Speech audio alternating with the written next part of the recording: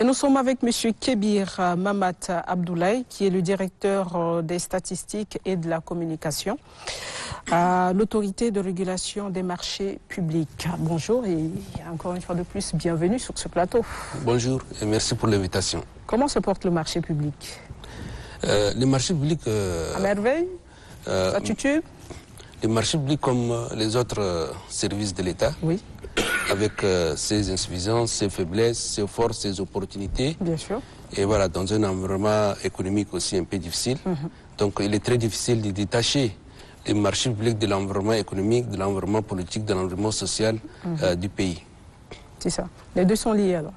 Oui, liés parce que le marché public, c'est un outil d'exécution du budget de l'État. Vous voyez, l'exécution du budget de l'État, c'est pas aussi facile avec toutes les contraintes qui sont là. Donc les marchés publics sont étroitement liés avec le budget de l'État, avec la politique générale du gouvernement, avec la politique économique du pays, la politique budgétaire, l'environnement aussi du milieu, aussi du climat des affaires dans notre pays, la question des investissements, la question des partenaires aussi qui sont liés, parce que parfois certains marchés sont financés aussi par des organisations internationales, FMI, Banque mondiale, la BAD. Vous voyez, donc c'est un ensemble. Alors, il y a un code qui régit les marchés publics. Dites-nous, quelles sont les avancées de ce code-là? Effectivement, il faut d'abord rappeler que les marchés publics sont cadres juridiques et réglementaires, même administratifs, qui datent de très longtemps. Le premier décret qui date, c'est le décret numéro 36 du 8 juillet 1958 à Fort-Lamy. Donc c'est le premier texte législatif réglementaire qui régit le code des marchés publics. Le marché, vous savez, quand on dit marché, c'est le marché de fourniture, marché des travaux, marché des prestations intellectuelles. Tout ça, donc, le premier texte date du 8 juillet 1958, 1959 plutôt. Et puis après l'évolution, donc l'évolution même de l'État et même le budget de l'État qui évolue, et nous sommes arrivés à une autre réforme du Code des marchés publics, c'est le décret 859 du 17 novembre 1990. Et là, à l'époque, donc, qui a un peu de façon globale à réformer les dispositifs du texte des marchés publics. À l'époque, on a ce qu'on appelle commission d'appel à la concurrence. Et donc le système est complètement centralisé au niveau du secrétaire général du gouvernement. Ça, c'est la deuxième vague des réformes du texte des marchés publics. Puis après évaluation des situations économiques, des situations sociales, et à l'époque aussi l'arrivée aussi des revenus du pétrole au Tchad, et ça aussi va drainer des ressources importantes. Et il faut aller vers un système beaucoup décentralisé, c'est-à-dire permettre à chaque département ministériel, à l'époque on appelle autorité contractante, d'avoir sa propre commission de passation des marchés publics qui a été installée. Donc, dans tous les départements ministériels, il y a une commission qu'on appelle ce qu'on appelle COJO, commission d'ouverture du jugement des offres. Ça, c'est les textes qui datent de 1900. Le troisième vague qui est encore la plus importante, c'est sur le décret 24-17 qui consacre encore une forme de décentralisation encore plus avancée. Et là, à ce niveau, donc, la COJO se transforme par CPM, Commission de passation des marchés publics. Et la dernière révision texte des marchés publics, c'est le décret 24-17 de 2015. Et là, donc, on a prévu, il faut séparer entre la fonction de contrôle a priori et le contrôle a posteriori. Et là, donc, il y a un autre organe important qui est l'autorité de régulation du marché public qui a été créée dans ces décrets et qui est opérationnel depuis 2018. Et là, donc, je fais partie de cette équipe en qualité de directeur des statistiques et de la communication. Vous voyez donc, nous avons connu plusieurs étapes de réforme du marché public. Et peut-être il faut aussi donner une définition, peut-être même au public, aux téléspectateurs, qu'est-ce qu'un marché public? Ça, c'est important. Le marché public, c'est un contrat écrit passé entre une entité de l'État, soit l'État, les départements ministériels, soit les collectivités territoriales décentralisées, les établissements publics, avec une entreprise et en vue de réaliser des travaux, parce qu'on dit travaux, les routes, les ouvrages, tout ça, et aussi les marchés de fournitures et de services à titre honoré. Vous voyez donc, le marché, c'est un contrat écrit qui est passé entre... à titre honoré. Mais qu'est-ce qu'on entend par contrat honoré? À titre honoré, c'est-à-dire que c'est payant. D'accord. Parce que quand une entreprise, non, quand une entreprise s'engage à livrer des fournitures, par exemple, votre joaillier équipement, oui. pas, voilà. Donc c'est une entreprise qui, elle a réalisé ça. Oui. Elle n'a pas réalisé gratuitement. Donc, oui. Sonnante et trébuchante, on parle de beaucoup d'argent là dans les marchés publics. Oui, oui, effectivement. Parce que quand vous voyez, vous prenez le budget de l'État, aujourd'hui dans le budget de l'État 2023 qui est voté, on part de 1885 milliards de recettes.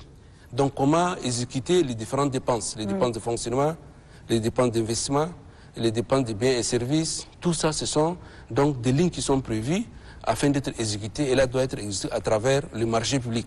Par exemple, dans le budget de votre ministère, vous voulez faire l'acquisition des véhicules, des matériels.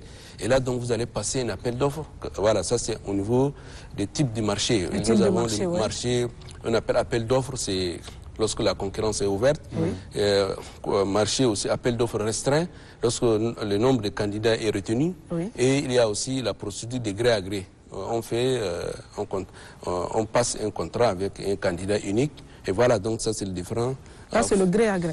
Oui, ça, c'est le gré à gré, le fameux gré à gré, dont beaucoup de gens Mais justement, en fait, moi, j'ai envie de comprendre aussi certains termes. On entend souvent dire opérateur économique, candidat. Il y a aussi soumissionnaire. Un soumissionnaire, c'est un candidat à un appel d'offres pour participer à un appel. Ça, c'est un candidat. Ça, c'est un candidat. Comme c'est quelqu'un se porte candidat à l'examen du bac, n'importe quel concours, donc on dit un soumissionnaire. C'est-à-dire que le candidat soumet des propositions techniques et financières. Là, on parle des soumissionnaires. D'accord. En même temps, on parle aussi de candidat. Oui. Et là, l'opérateur économique, ça, c'est un statut. L'opérateur économique, c'est un statut de personnalité morale. Qui a l'entreprise a son existence légale et donc il a cette qualité qui est d'opérateur économique, c'est-à-dire qui contracte, qui fait des affaires, qui réalise des travaux, qui réalise des prestations intellectuelles, des marchés de fournitures. C'est pourquoi on dit un opérateur économique. D'accord. Alors pour mieux comprendre, toujours dans la même optique que la question précédente de Madi Bandoum, quelles sont les catégories des personnes morales qui peuvent passer le marché public? Parce que là, on ne parle pas de personnes physiques, on parle d'entreprises, de personnes morales. Quelles sont les différentes catégories qui peuvent passer le marché public? Bon, d'abord, il faut parler des catégories du marché public. Vous avez le marché des travaux, tout à l'heure on a dit, les marchés des travaux, tout ce qui concourt à la réalisation des ouvrages. Par exemple, les routes, les puits, par exemple, construction des écoles, des hôpitaux, des industries, donc tout ça entre dans la catégorie du marché des travaux. Et vous avez une deuxième catégorie de marché, c'est le marché de fournitures. Voilà, les acquisitions des biens et services. Là, donc, voilà, les véhicules, les mobiliers de bureau, les équipements, les armes, donc font partie des marchés de fournitures. Et services, par exemple, quand vous faites un contrat avec opérateur de téléphonie mobile, voilà, donc vous faites un contrat dans le cadre de consommation téléphonique, dans le cadre aussi de l'Internet, donc ça c'est un contrat de service. Ou, par exemple, si votre bâtiment a des pannes, vous avez un prestataire qui est connu et ces prestataires intervient pour voilà, donc régler. Donc tout ça se passe dans un contrat. Et vous avez la dernière catégorie, c'est le marché des prestations intellectuelles. Et là, le marché des prestations intellectuelles, donc là, c'est sur le marché des consultants, c'est-à-dire tout ce qui relève du travail de l'esprit. Par exemple, vous êtes un consultant, par exemple, on passe un contrat avec un bureau d'études, un bureau de contrôle. Pour réaliser certains ouvrages, il faut avoir un bureau d'études, il faut réaliser des études techniques, des études géophysiques, environnementales. Vous voyez, donc tout ça nécessite le recrutement d'un cabinet, soit national, international, ou bien parfois vous recrutez un cabinet ou bien un consultant pour passer des audits des audits. Vous savez, certains projets, certaines institutions réalisent des audits. Donc tout ça, ça entre dans la catégorie des marchés des prestations intellectuelles, donc marché des consultants et bureaux de titres. Et là, vous avez parlé sur quelles sont les catégories des entreprises. Voilà, vous avez... Très rapidement, parce que... Monsieur Kabir, vous êtes enseignant? Vous enseignez aussi? Oui, j'enseigne aussi. C'est pourquoi voilà. Ça se voit, vous parlez beaucoup. Allez-y, très rapidement, on finit. Voilà, très rapidement, pour finir, déjà, le marché public, c'est des milliards. Hein. Chaque année, des milliards, plus de 300, 400 milliards, plus de 300, 400 milliards de francs CFA, l'État passe pour réaliser toutes ces infrastructures et tout ça. Et nous sommes aussi, c'est un domaine aussi qui évolue aussi très vite. Et j'encourage certains des téléspectateurs vraiment d'embrasser ces métiers. C'est un métier dans lequel ça fait plus de 20 ans. Je suis dans ce domaine. C'est pourquoi je parle un peu, voilà, un peu c'est normal, c'est normal, voilà. Ça se comprend. Monsieur Kébir Mamat Abdoulaye, merci d'être venu sur ce plateau. On va vous inviter à revenir. On a suivi le cours. Hein. Parce qu'on sait qu'il y a tellement de choses à dire. Moi, à un moment donné, j'avais de la peine à poser des questions parce que j'étais là, je cherchais à tout comprendre et puis à simuler le cours.